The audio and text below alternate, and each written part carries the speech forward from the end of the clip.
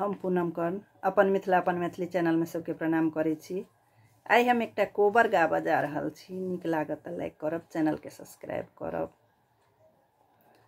घर पछुअर में लौंग का गछिया, लौंग चुबए अधीराती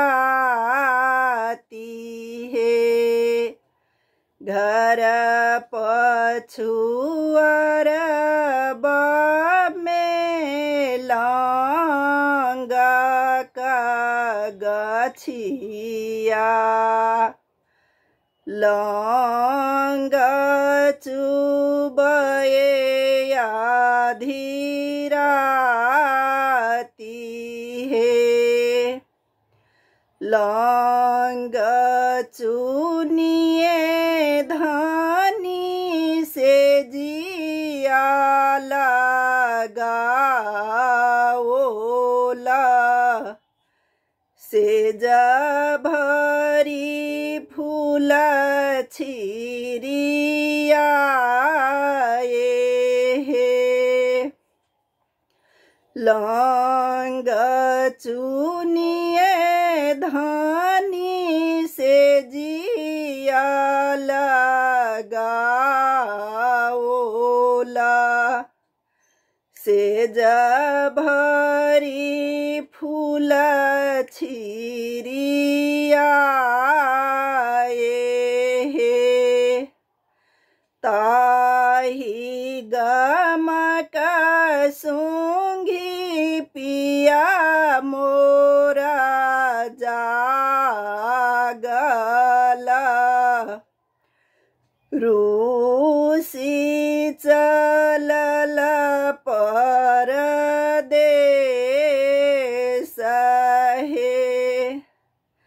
ताही गमक सूंघी पिया मोरा जागला,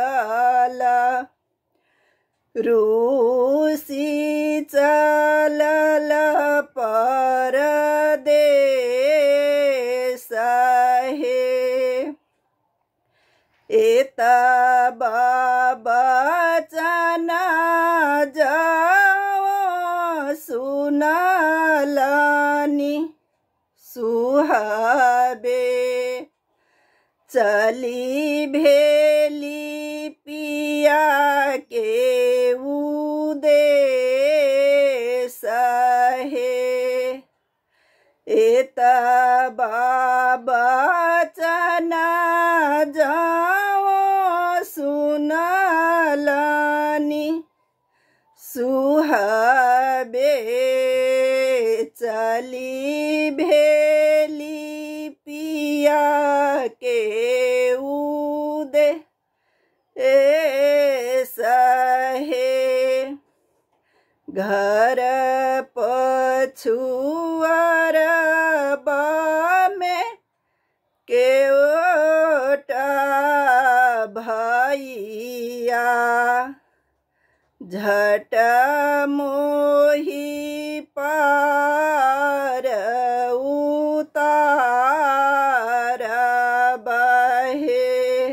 घर पछुअर में केओटा भैया, झट मोही पार उतार बहे।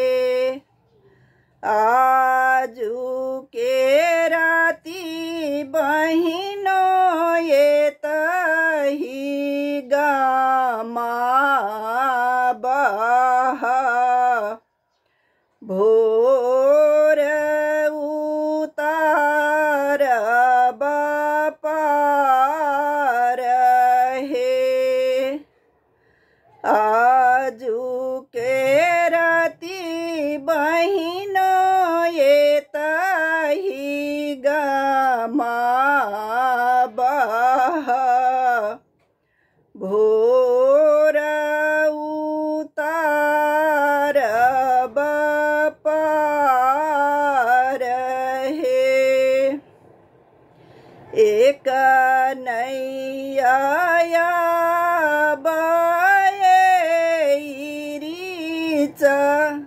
मरीचिया दोसरे नैया पान हे एक नैया बये इरिची मिरिचिया दोसरे नैया पान हे तेसर नैया ओता ओहे पान खाऊ का रूसल धनी के मनान हे तेसर नैया ओता ओहे पान खाऊ का रूसल धनी के मना